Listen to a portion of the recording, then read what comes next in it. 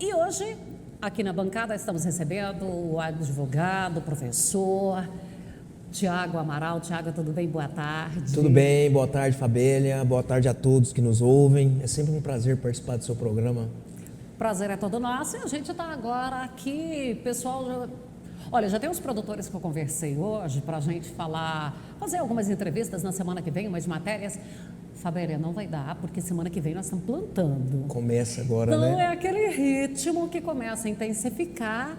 No plantio ainda é mais tranquilo, mas às vezes começam as contratações temporárias, já alguns prevendo safra e outros já pensando na safra. Vamos falar um pouquinho disso? Vamos sim, Fabélia.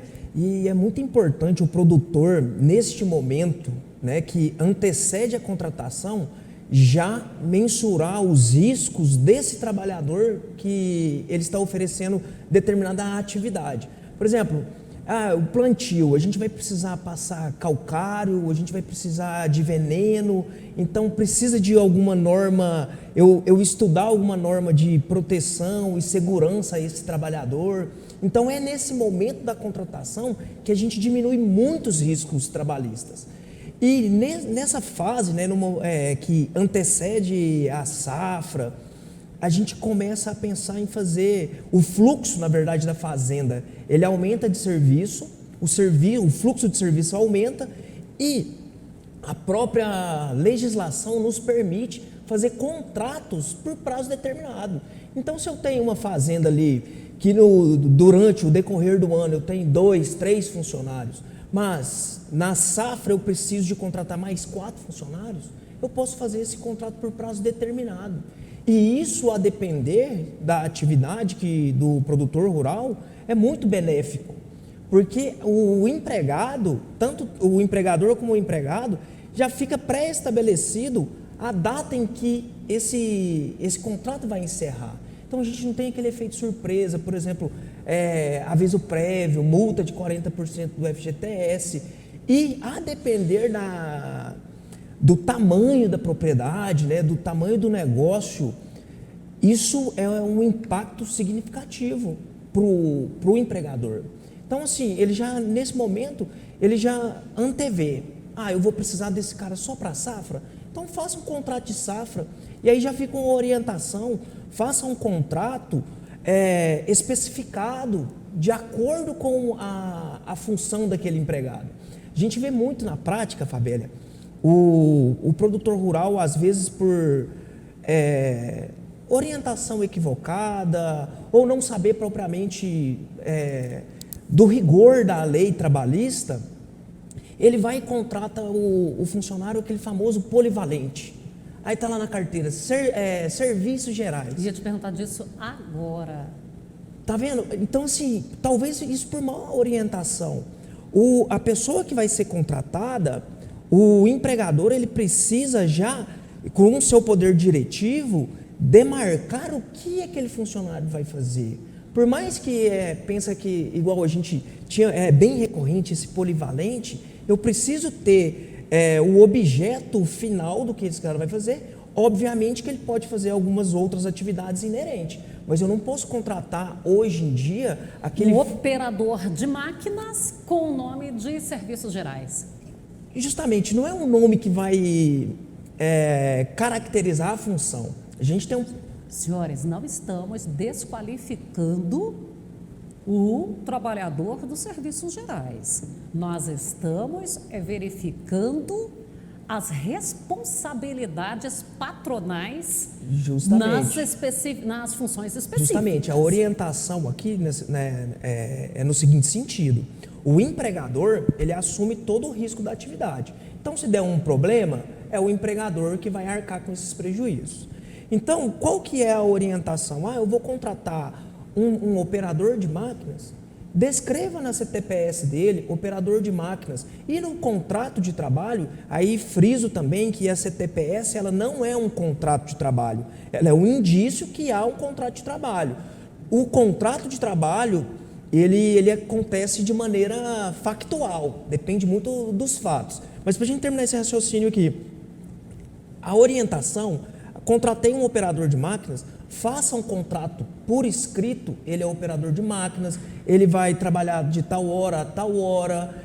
Quanto mais eu conseguir discriminar no contrato as cláusulas individuais para aquele funcionário, menos risco eu terei se, de fato, aquele trabalhador estiver executando o que está ali naquele contrato. Então não adianta eu colocar lá serviços gerais e, na verdade, esse camarada ele trabalha passando veneno, ele está abastecendo os próprios maquinários ali com combustível, ele trabalha à noite. Então, por que isso não importa, Fabélia?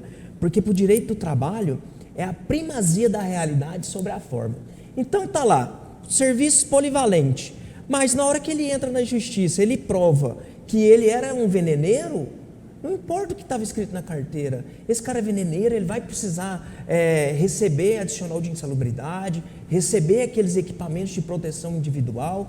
Então é por isso que o empregador moderno, né? Porque o produtor rural hoje ele é um empresário rural, o agronegócio, a gente tem exemplos aqui de fazendas que são magníficas, com cuidado com a medicina e segurança do trabalho, com cuidado com o ser humano, o trabalhador que está ali. E são até servidas como exemplos lá fora. A gente tem vários exemplos assim de empresas rurais que trabalham em conformidade aí com as normas de segurança e proteção do trabalho. Tá? E por que isso é importante? Para não dar problema depois. Porque aí o cara fala assim, vamos fazer de qualquer jeito, não vamos pensar, mas aí terminou a safra, ou terminou, por exemplo, aquele período, né, de um fluxo maior de serviço, ele vai ter problema. Aí você falou assim, que se não tiver tudo muito esclarecido, muito bem definido, pode ter problemas. Agora, imagine o seguinte, você mencionou o abastecimento, a pulverização, você mencionou ali, e aí vamos falar também ali, porque está pulverizando, é o operador de máquina, não é? Ele é só um veneneiro, porque por mais que o setor não queira o nome veneno, a função ainda é veneneiro, isso, né? A gente tem o CBO, né, que é a Classificação Brasileira de Ocupação. Então, assim, dependendo do que você estiver praticando, você vai ser inserido nessa classificação. Mas o que importa na prática, Fabélia, é realmente o que está acontecendo. O contrato de trabalho, ele precisa ser pactuado. Fabélia, você quer trabalhar para mim? Ele sequer precisa disso. Existe uma modalidade do contrato de trabalho tácito. E aí a doutrina, né, eles dão um exemplo como a babá. A minha esposa deu à luz, aí passou um ano, eu chamo a amiga da minha vizinha para cuidar do meu filho. E aí deu uma semana, fui lá e paguei a vizinha. De repente isso aconteceu durante um ano.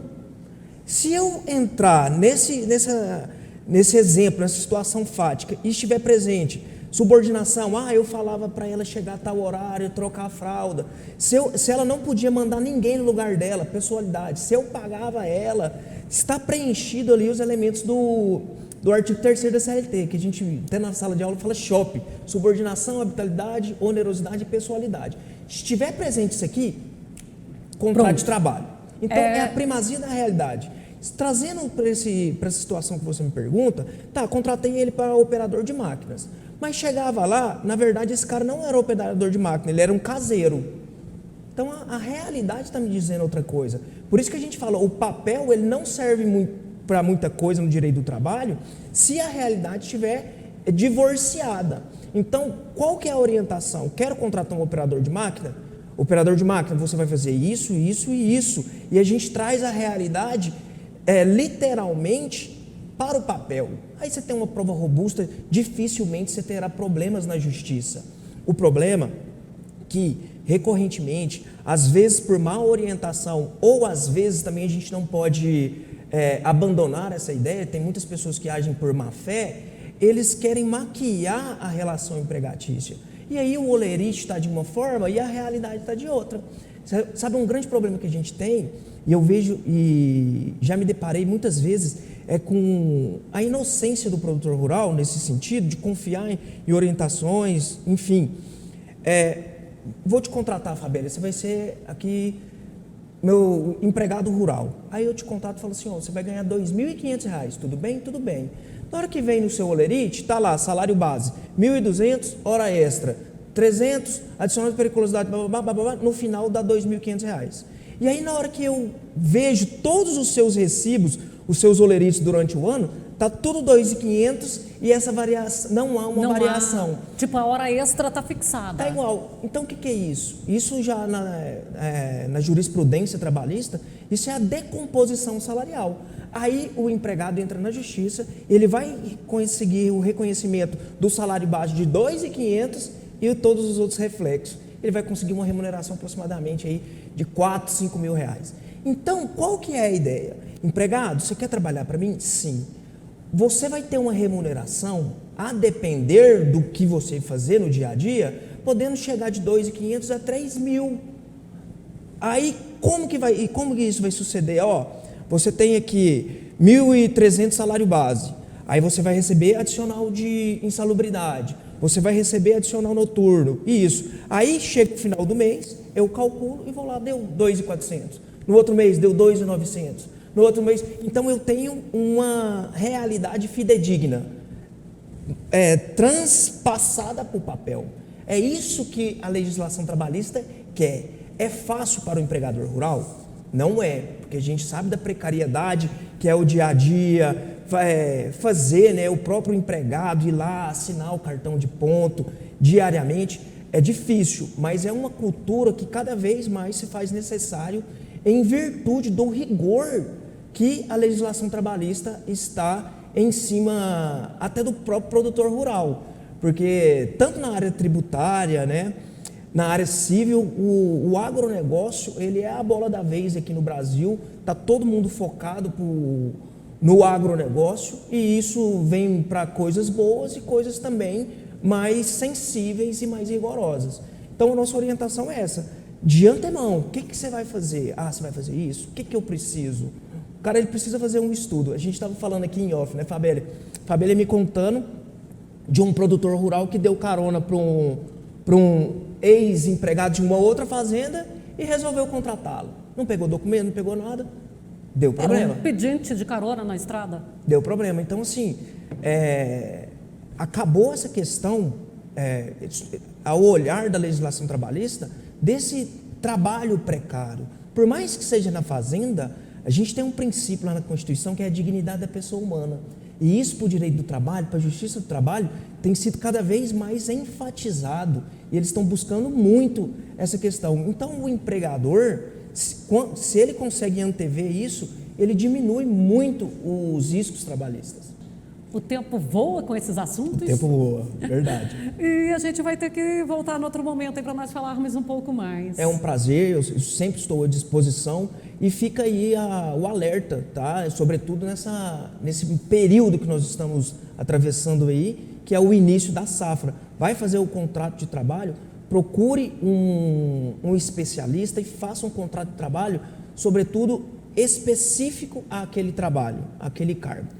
E aí a gente quer voltar aqui com esse assunto para a gente falar para você também, mas e aí, esse contrato temporário tem que pôr na carteira de trabalho? Que o Tiago já mencionou isso aqui. Sim, tem que pôr, mas nós vamos falar disso em outro momento.